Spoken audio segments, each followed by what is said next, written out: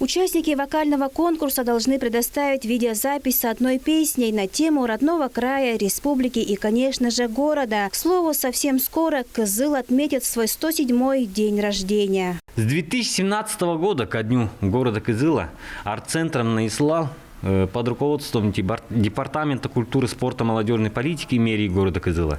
Также Центра культуры города Кызыл проводит ежегодный онлайн-локальный конкурс «Голос Кызыла», где принимают участие все желающие, начинающие артисты, вокалисты и просто те, кто любит петь. Видео выступления необходимо выложить у себя на странице в социальной сети с хэштегами «Голос Кызыла-2021» и «День города Кызыл-2021». А к видеозаписи есть следующие технические требования. На записи изображение участника должно быть снято крупным планом, чтобы четко было видно лицо исполнителя.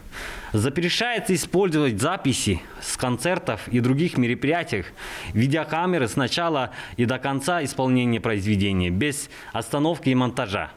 Запись видео допускается на мобильный телефон, смартфон с хорошим разрешением видеосъемки.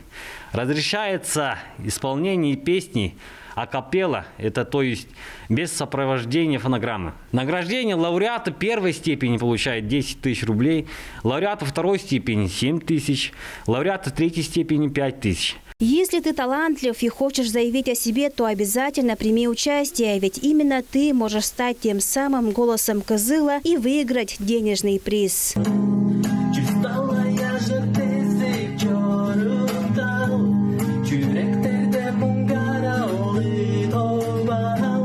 Айра Садбуя Мангуш, Азамат Очур, Тува 24.